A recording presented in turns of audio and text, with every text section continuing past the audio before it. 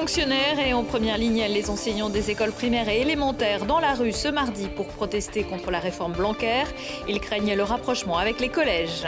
On n'en parle pas encore dans notre émission Arrêt au stand, mais les courses de tracteurs-tondeuses ont peut-être de l'avenir, surtout quand les engins ont été préparés par les élèves de la MFR de Crolles. Et puis les biodéchets font leur marché. Grenoble teste depuis cet automne le tri sur les marchés Sainte-Claire et Place aux Herbes. Le contenu des poubelles est ensuite transformé en compost. Bonsoir à tous, ravi de vous retrouver dans ce JT du mardi 19 mars 2019. Toutes les heures à partir de 18h, l'essentiel de l'actualité du Grand Grenoble en moins de 10 minutes. C'était une journée nationale de mobilisation. Ce mardi, à Grenoble, ce matin, le défilé a réuni environ 2000 personnes entre la gare et la préfecture, place de Verdun. Fonctionnaires, mais aussi retraités et étudiants étaient appelés à faire grève et à manifester contre la politique sociale d'Emmanuel Macron.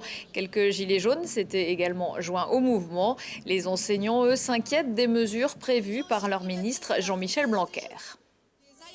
J'estime qu'actuellement, le système néolibéral est en train de détruire totalement notre pays dans l'indifférence générale ou dans des manifestations qui ne trouvent pas leur écho dans les médias. Et donc, il faut continuer inlassablement à manifester le mécontentement et la colère. Voilà. Aujourd'hui, normalement, on est en réseau d'éducation prioritaire. Et en fait, ça a un peu perdu son sens parce qu'on nous met des classes avec de plus en plus d'élèves. On nous donne de moins en moins de moyens aussi. On nous parle beaucoup de projets, mais on ne nous donne en fait pas d'heures pour pouvoir faire ces projets. Et en fait, la plupart du temps, on est obligé maintenant de faire des jours de grève, de perdre des jours de salaire, juste pour avoir un peu plus de moyens pour pouvoir faire notre travail. Ce qui est dommage, c'est que souvent, on nous parle de mutualisation des outils ou de mutualisation des personnes, même maintenant. Et ce qu'on voit, c'est que c'est une façon de supprimer des postes ou alors aussi de donner plus de charges de travail encore à des personnes qui en ont déjà beaucoup. Mais on oublie en fait tout le rapport de proximité. Après, il y a évidemment aussi tout le rapport à l'orientation qui va être très compliqué. Parce qu'en fait, aujourd'hui, avant même d'avoir eu des cours ou de savoir exactement ce que ça veut dire faire des maths au lycée ou faire du français au lycée, on demande déjà de choisir. Donc en fait, on demande à des jeunes qui ont 14-15 ans de choisir déjà une orientation avant même qu'ils sachent qu'on peut leur offrir. Ces changements prévus par la loi Blanquer doivent s'appliquer dès la rentrée de septembre. Il s'était élevé contre les idées d'Alain Soral et Dieudonné. L'adjoint à l'égalité de la ville de Grenoble, Emmanuel Carroz, a fait l'objet d'insultes et de menaces. Le 15 mars dernier, l'élu avait déclaré dans la presse que les valeurs portées par l'essayiste d'extrême droite et l'humoriste étaient en contradiction avec l'esprit humaniste de Grenoble. Les deux devant se produire dans la capitale des Alpes. Des propos qui n'ont visiblement pas plu à tout le monde puisqu'Emmanuel Carroz a reçu en mairie un courrier anonyme contenant des excréments et des menaces. Il a décidé de porter plainte. Je vous signale par ailleurs qu'a lieu en ce moment à Grenoble la quinzaine contre le racisme et les discriminations. Le programme jusqu'au 27 mars sur le site grenoble.fr. Les maisons familiales rurales ouvraient leurs portes samedi dernier avec un statut associatif géré par les professionnels et les familles. Les MFR préparent leurs élèves en alternance de la 4e à la licence pro. Celle de Crolles est spécialisée dans les métiers de la maintenance de matériel agricole. Et pour motiver les élèves, ils en ont sous le capot. Lina Badreddine. Attachez vos ceintures, montez sur vos tracteurs et faites péter le démarreur.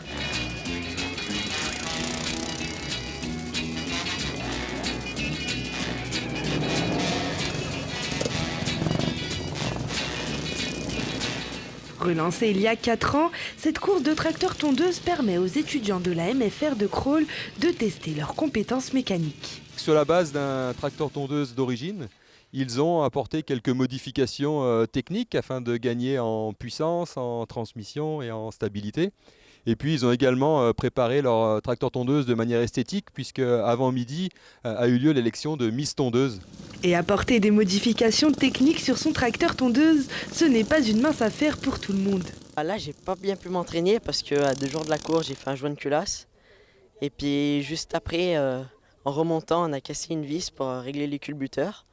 Du coup, j'ai pas pu l'essayer, mais du coup, c'était ce matin que j'ai vraiment roulé pour voir ce que ça a été, et puis j'ai eu un petit problème, voilà. Virage après virage, les engins se succèdent et ne se ressemblent pas. Les pilotes, eux, ne perdent pas de vue leur objectif. Non, surtout s'amuser. Il y a un chèque cadeau de 60 balles là. Ouais. Coupez. Non, mais surtout s'amuser. Et puis au moins, on fait de bonnes connaissances. Et puis voilà. Puis après, vous avez Monsieur Radin à votre droite. Voilà. 60 € à la clé donc, mais surtout 60 minutes de plaisir.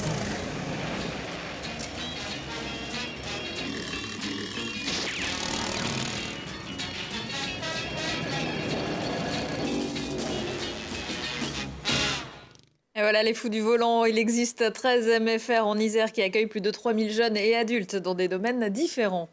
Trier, il en restera toujours quelque chose alors que la métropole de Grenoble lance ces jours-ci dans plusieurs secteurs du territoire à la collecte des déchets alimentaires. La ville-centre expérimente, elle, depuis quelques mois, la collecte de biodéchets sur 2 marchés dédiés aux produits alimentaires, surtout des fruits et des légumes. Une quarantaine de commerçants y participent. Audrey Bourguignon. Il est midi au marché Sainte-Claire de Grenoble. Pour Olivier, primeur depuis 10 ans, l'heure est au tri. Dans cette poubelle marron mise à sa disposition par la ville de Grenoble, il jette les fruits et légumes qui ne sont plus consommables. Un geste pour la planète qui convient bien au primeur. Alors, on l'a accueilli favorablement parce qu'il fallait faire quelque chose. Et on a conscience que l'environnement est quelque chose d'important pour nos clients, donc on était conscient qu'il fallait faire quelque chose. On a toujours peur de la perte de temps. Du temps que ça nous prend et finalement, une fois organisé, on perd très peu de temps. Et pour nous, c'est un bienfait. Regardez, l'étal est assez propre, une fin de marché, ça ne donne pas l'impression d'être un bazar. Cette collecte journalière de biodéchets a été mise en place par la ville car cette activité commerciale produit 97% de déchets compostables ou recyclables. À la fin du marché, le prestataire Ecovalim collecte les bacs et nettoie les places. Les poubelles sont ensuite transportées au Fontanil, puis les déchets envoyés à la plateforme de compostage de la côte Saint-André. À 7 h le lendemain, les commerçants trouveront comme chaque matin leurs poubelles marron prêtes à l'usage. Alors c'est vrai que le métier de commerçant non sédentaire sur les marchés est déjà plein de contraintes. On est sur l'espace public, il faut tenir un étal qui soit attrayant pour les clients alors qu'on n'a pas beaucoup d'espace, qu'on est en plein air, qu'on a à la fois à gérer son stock pour approvisionner et achalander son étal au fur et à mesure de la matinée, gérer ses déchets. Donc c'est effectivement une gestion assez compliquée. C'est pour ça qu'on a vraiment choisi de donner un bac par commerçant. Ça nous a mis quelques temps avant de trouver le meilleur dispositif. Ça fait maintenant 6 mois que c'est en place et du coup chacun est content et du côté de la collecte et du côté des commerçants. Pour le moment, la collecte de biodéchets a lieu uniquement sur les marchés Sainte-Claire et la Place aux Herbes du mardi au dimanche. Depuis octobre, 24 tonnes de déchets ont ainsi été récoltées pour produire 7200 kg de compost. Moins de neige cet hiver, mais pas moins de touristes dans les stations iséroises. Selon la dernière note de conjoncture d'Isère Tourisme, le taux d'occupation des hébergements marchands sur les 4 semaines de vacances d'hiver a été de 75% et même un record de fréquentation de 31% sur le collet d'Alvar. La pratique du ski alpin comme du ski nordique est en progression et le conseil a été le bienvenu avec des écoles de ski et des accompagnateurs de montagne fortement sollicités. Prochaine station à fermer, l'Alpe du Grand Serre le 24 mars. Amis de la pop culture, réjouissez-vous, la 3e édition du Hero Festival de Grenoble se tiendra les 6 et 7 avril à Alpe Expo. Manga, comics, séries, cinéma, bande dessinée, jeux vidéo, cosplay, tous ces univers vont se télescoper pour le plus grand bonheur des petits et des grands. Les organisateurs attendent 20 000 visiteurs et leur ont concocté un programme magique.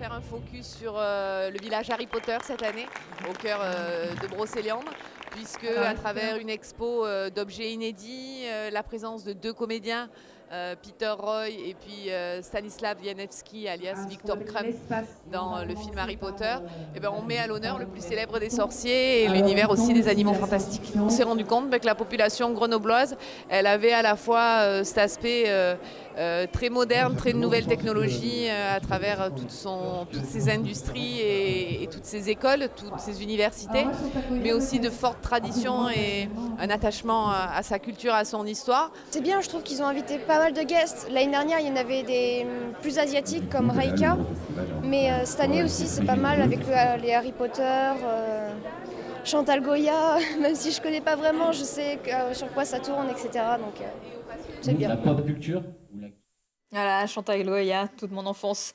Pour la première fois, le Héros Festival accueillera un village du livre avec près de 40 auteurs et illustrateurs. Prochain rendez-vous avec l'actu dans 1 heure et en replay sur télégrenoble.net. Très belle soirée à tous.